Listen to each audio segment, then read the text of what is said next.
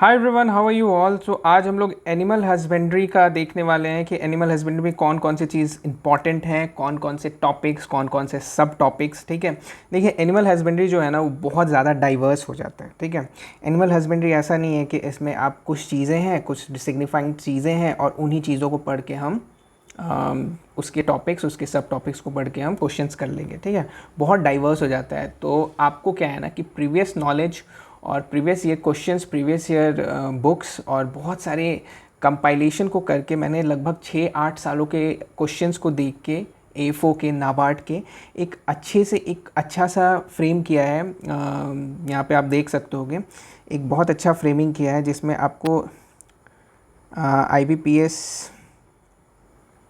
A4, आपको नाबार्ड, हाँ, और RRB कहाँ कहाँ से क्वेश्चन उठाए हैं उन सब टॉपिक्स को देख के बहुत अच्छे से मैंने इसको फ्रेम किया है। सो लेट्स वॉच आउट, देखिए क्या क्या टॉपिक्स है जो आपको इंपॉर्टेंट हो सकते हैं एग्ज़ाम्स में, है ना। चलिए तो स्टार्ट करते हैं। तो सबसे पहले हम लोग देखेंगे कि एनिमल हस्बेंड्री में गोट, शीप, कैटल, पोल्ट्रीज़, हाँ, इन सब का इंडियन एग्जॉटिक वेराइटीज़ आपको पढ़ना ही पढ़ना है। ठीक है, उसके बाद आपको शीप का इंडियन एग्जॉटिक वेराइटीज़, ये सब आपको जानना ही चाहिए। कैटल के इंडियन इम्प्रूव्ड एग्जॉटिक, पोल्ट्रीज़ के वेराइटीज़ हो गए, कोयल। और ये एक चीज़ और देखना कि TNU के वेबसाइट्स में ना जनरली आपको बुक्स में नहीं मिलेगा। ठीक है, तो TNU के वेबसाइट्स में आप देखना कोयल, टर्की, डक्स, ठीक है, इनके बारे में भी दिया हुआ है। तो इनके बारे में भी हमें एक ऊपर ऊपर का नॉलेज जानना बहुत ज़रूरी है क्योंकि हु नोज़ क्वेश्चन आ सकते हैं। ठीक है, रैबिट से क्वेश्चन आ चुके हैं। ठीक है, रैबिट से कुछ क्वेश्चन आ चुके हैं, तो जब रैबिट से पूछ सकता है भाई तो कोयल, टर्की, डक से क्यों नहीं पूछ सकता, है ना। चलिए कोई नहीं, उसको भी हम लोग धीरे धीरे कंप्लीट करेंगे। तो अब हम इसको बहुत अच्छे से डिस्क्राइब करके, ये हो सकता है कि आपका ये वीडियो 3 पार्ट में बने क्योंकि बहुत बहुत ज़्यादा चीज़ें हैं, बहुत ज़्यादा सब टॉपिक्स इसमें हैं। ठीक है, तो चलिए बेयर विथ इट। तो पहले हम लोग देखेंगे, आपको जेस्टेशन पीरियड पता होना चाहिए। ठीक है, जेस्टेशन पीरियड आपको पता होगा कि जो आप लोग स्टूडेंट होंगे, जो आप लोग तैयारी कर रहे होंगे, आपको पता होगा कि जेस्टेशन पीरियड क्या होता है। और जेस्टेशन पीरियड मैं आपको रिवीजन करवा दूँ तो अगर हम लोग बफेलो की बात करें तो बफेलो का जेस्टेशन पीरियड 310 डेज़ का होता है। काऊ की बात करें तो काऊ का 283 डेज़ का होता है। हॉर्स की बात करें तो हॉर्स का कितने दिन का होता है, 336 डेज़ अप्रॉक्स। शीप की बात करें तो शीप का होता है 150 डेज़। गोट की बात करें तो गोट का होता है 150 डेज़। ठीक है, स्वाइन पिग की बात करें तो 114 डेज़। यहाँ से A4 में भर भर के क्वेश्चन आए हैं, मेरे ख्याल से 3 या 4 बार क्वेश्चन आ चुके हैं। ठीक है, तो आप अगर स्वाइन का क्वेश्चन पूछा है, आपको काऊ का बहुत बार पूछा है, बफेलो का बहुत बार पूछा है। ठीक है, तो देखिए हो सकता है हॉर्स, शीप, गोट, इन सब से क्वेश्चन आ जाए। ठीक है, हीटिंग पीरियड मुझे याद है 2017, 2018। ठीक है, इसमें हीटिंग पीरियड पूछा था, एक बार काऊ का पूछा था, एक बार बफेलो का पूछा था। ठीक है, चलिए तो हम लोग लेट्स रब दिस ऑल, है ना। ओके, तो अब हम लोग देख लेते हैं हीटिंग पीरियड थोड़ा सा। ठीक है, हीटिंग पीरियड अगर बात करते हैं तो हीटिंग पीरियड बफेलो का देख लो। बफेलो का कितना है, 18 से 38 आवर्स। ठीक है, एग्ज़ाम्स में जो आया था वो डेज़ में आया था, तो इसको आप 2 डेज़ अप्रॉक्सीमेटली कर सकते हो। काऊ की बात करें, काऊ भी एग्ज़ाम में आया, ये है 12 से 24 आवर्स, मतलब 1 डे आप लमसम बोल सकते हो। हॉर्स की बात करें, अगर हॉर्स की बात कर रहे हैं तो हॉर्स में आपको हीटिंग पीरियड जनरली 4 डेज़ का होता है। ठीक है, शीप की बात करें तो शीप में होता है अप्रॉक्सीमेटली 36 आवर्स। आप इसको ऐसे बोल सकते हो कि 1 से 1.5 दिन का। ठीक है, टू बी वेरी प्रिसाइज अगर हम लोग बात कर रहे हैं तो। फिर हम लोग देखते हैं गोट की बात करें तो ये 2 से 3 दिन का हो जाता है। फिर हम लोग देखेंगे स्वाइन की बात करें तो ये 2 से 3 दिन का हीटिंग पीरियड रहता है। तो ये बहुत ज़रूरी है, मतलब बहुत ज़्यादा ज़रूरी, ये भी बहुत बार एग्जाम्स में आया है। फिर आपको एक अच्छा नॉलेज होना चाहिए, good knowledge of barn of cattle. Cattle के बार्न का एक अच्छा नॉलेज होना चाहिए। ठीक है, कैटल के बार्न का नॉलेज, जैसे स्टैंशियन बार्न होता है तो इसका लेंथ आपको पता होना चाहिए। लेंथ कितना होता है, 40 मीटर होता है। ठीक है, फेस आउट बार्न, ठीक है, फेस इन बार्न, ये सब आपको पता होना चाहिए। ठीक है, कौन सा प्रेफर किया जाता है? तो आपको नहीं पता है तो मैं बता दूं कि फेस इन बार्न जो है ना वो बुलक्स के लिए प्रेफर किया जाता है, ठीक है। और फेस आउट बार्न किसके लिए? फेस आउट बार्न होता है कैटल के लिए, ठीक है। चलिए, मैंजर का विथ आपको पता होना चाहिए। विथ अप्रॉक्सीमेटली 75 से 90 सेंटीमीटर विथ है। हाइट आप देख लेना, हाइट मुझे याद नहीं है, ठीक है। अब हम लोग बात करेंगे फ्लोर स्पेस जो है ना वो जैसे बहुत चीज़ों पे डिपेंड करता है। तो मान लीजिए हम लोग अगर बात करते हैं लोफिंग एंड फीडिंग पे, ठीक है, लॉफिंग एंड फीडिंग पे, तो फ्लोर स्पेस इसका 9 से 11 स्क्वायर मीटर होता है, ठीक है। पेन बार्न की बात करें तो पेन बार्न का फ्लोर स्पेस होता है 5.4 से 7.2 मीटर, बहुत स्क्वायर मीटर हो जाएगा, बहुत ज़्यादा इम्पॉर्टेंट है, ठीक है।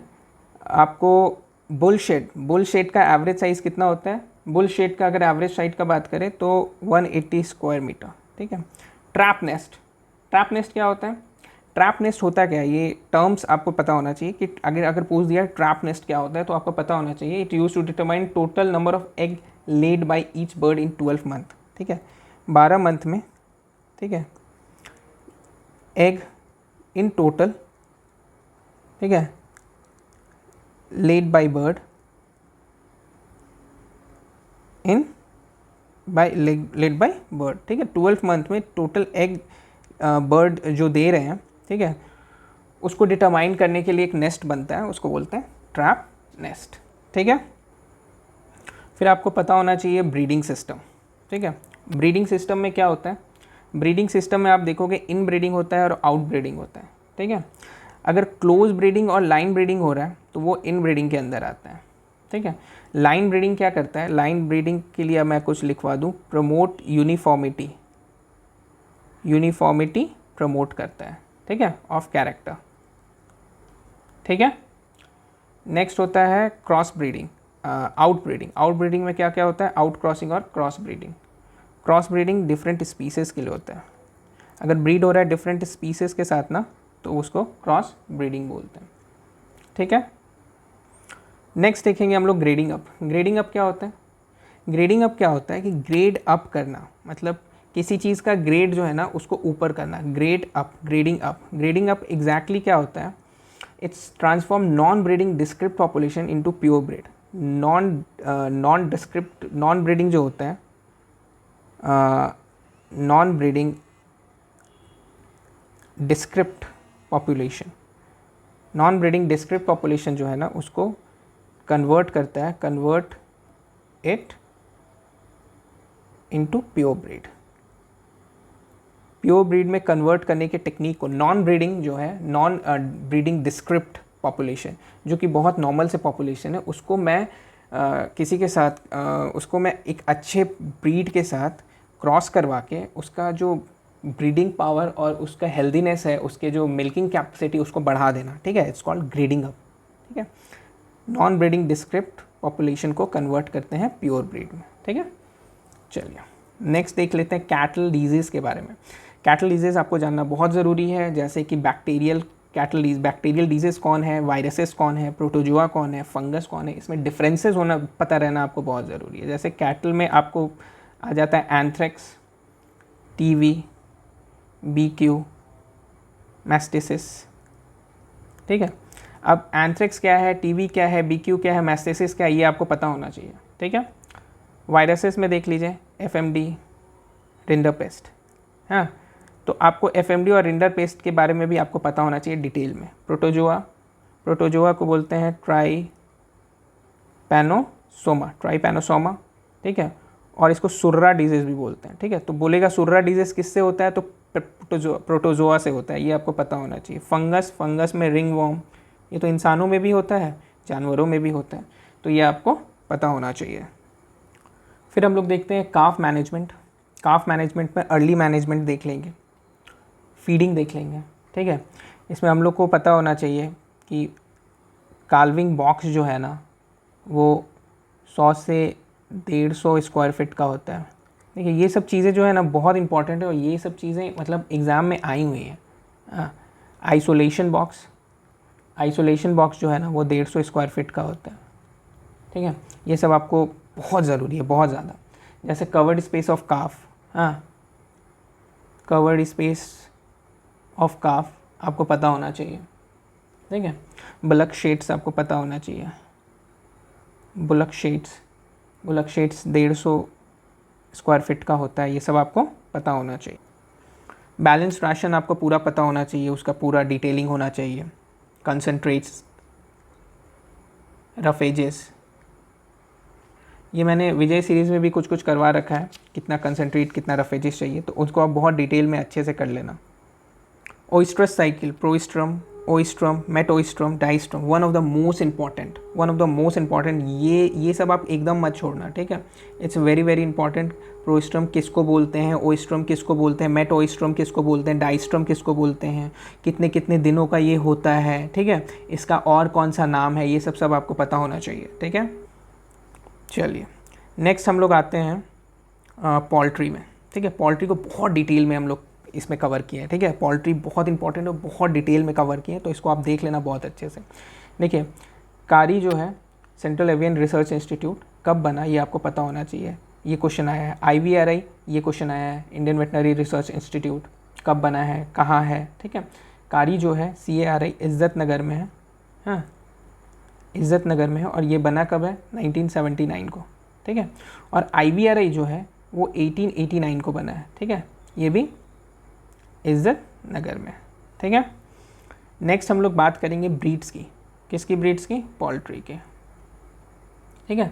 पोल्ट्री ब्रीड में आपको ये पता होना चाहिए टॉप पोल्ट्री प्रोड्यूसिंग स्टेट कौन सा है, ठीक है। टॉप पोल्ट्री प्रोड्यूसिंग स्टेट कौन सा है, इस आंध्र प्रदेश, ओके। अभी हम लोग बात करेंगे ब्रीड्स की, तो ब्रीड्स आपको पता होना चाहिए कि ये 4 प्रकार के ब्रीड्स होते हैं, ठीक है। चारों प्रकार में अमेरिकन जो है, अमेरिकन ब्रीड्स कौन कौन से होते हैं, तो वो पता होना चाहिए। Road Island red, Plymouth rock, new hemisphere, हाँ, वेनडॉट, ये सब आपको जो वेराइटीज़ है आपको पता होना चाहिए। वेनडॉट्स में क्या होता है, वेनडॉट का रोज कॉम्ब होता है, ये भी आपको पता होना चाहिए। एशियाटिक में हम लोग क्या देखेंगे, ब्रह्मा, कोचिन, ठीक है, लैंगसैन, ये आपको पता होना चाहिए। तो ब्रह्मा है, इसके कॉम्ब जो होता है ना, पी कॉम्ब होता है। ये सब चीज़ें जो है कॉम्ब के हिसाब से जो डिफ्रेंशिएट किया जाता है वैरायटीज़ को, वो भी बहुत ज़रूरी है। मतलब अभी तक क्वेश्चंस आए नहीं हैं, पर मे भी आ सकते हैं। ब्रह्मा का जो साइज़ होता है ना वो बड़ा मैसिव होता है, साइज़ इज़ मैसिव साइज़, ठीक है। और ये फिदर्ड होता है, इसमें फेदर होते हैं, पंख होते हैं, ठीक है। चलिए नेक्स्ट हम लोग देखेंगे इंग्लिश में क्या होता है, इंग्लिश होता है इट्स कॉर्निश, ठीक है, इसका तो नाम ही से आपको पता चल जाएगा। ऑस्ट्रेलोकार्प, हाँ, डॉर्किंग, ठीक है, ऑर्फिंगटन, हाँ, सुसेक्स, ठीक है। फिर आपको इंग्लिश जो है ना वो डुअल टाइप वेराइटीज़ होता है। मतलब डुअल टाइप वेराइटी मतलब ये अंडे भी देते हैं और ये मीट के भी यूज़ में आता है। एशियाटिक क्या होता है, एशियाटिक मीट टाइप वेराइटी होता है, ठीक है। साइज़ भी मैसिव होता है। मैसिव साइज़ किसके लिए, मुझे तो मीट के लिए चाहिए। फिर अमेरिकन जो होता है ना वो भी डुअल टाइप होता है, ठीक है। और मेडिटेरियन जो होता है, मेडिटेरियन भी डुअल टाइप होता है, ठीक है।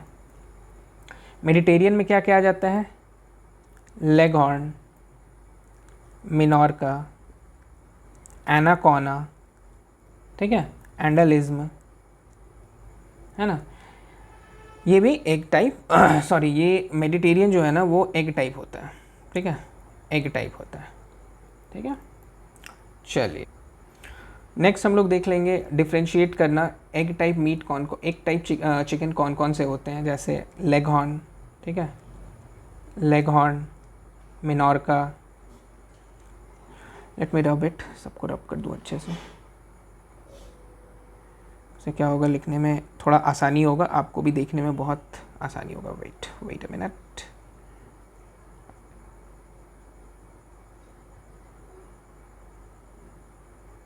चलिए एग टाइप जो चिकन है उसमें हम लोग देख लेंगे लेगहॉर्न, ठीक है, मिनोरका, हाँ, एनाकोना। मीट टाइप जो चिकन है उसमें हम लोग देख लेंगे Brahma, Cornish, Plymouth Rock. Dual type variety कौन कौन से हैं? New hemisphere, Rhode Island Red. Game type में असील आ जाते हैं, ठीक है। असील का बॉडी वेट हाईएस्ट होता है, आपको याद रखना चाहिए। फैंसी टाइप होता है, फैंसी टाइप में बैंथम्स, फ्रिजल्स, सिल्की। सिल्की का कॉम जो होता है ना, कुशन कॉम होता है, ये आपको पता होना चाहिए, ठीक है। हाईएस्ट फर्टिलिटी वाला आपको पता होना चाहिए। हाईएस्ट फर्टिलिटी किस ब्रीड में होता है? तो वो है असील में, नेकेड नेक में। हाँ, हाईएस्ट हैचेबिलिटी किस में होता है? तो वो होता है फ्रिजल में, हाँ, नेकेड नेक में।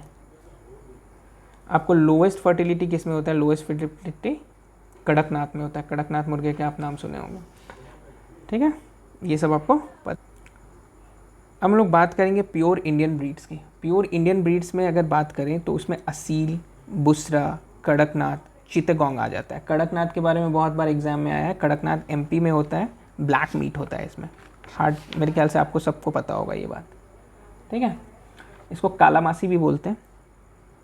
काला मासी मतलब काला मतलब ब्लैक, मासी मतलब मांस, ठीक है। ऑल बिकॉज क्यों होता है ये मेलानिन पिगमेंट के कारण होता है। मेलानिन पिगमेंट, ठीक है।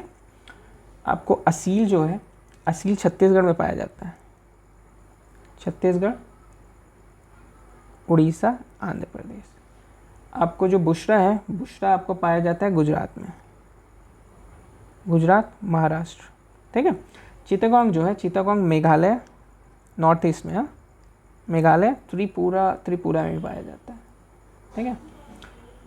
इसको चित्तगोंग को also called Malay also called Malay, तो इसका सेकंड नाम है। ये सब इंपॉर्टेंट है, ठीक है। ये सब चीज़ें इंपॉर्टेंट हो जाती है। तो देखिए अभी तक हमने कर लिया यहाँ तक।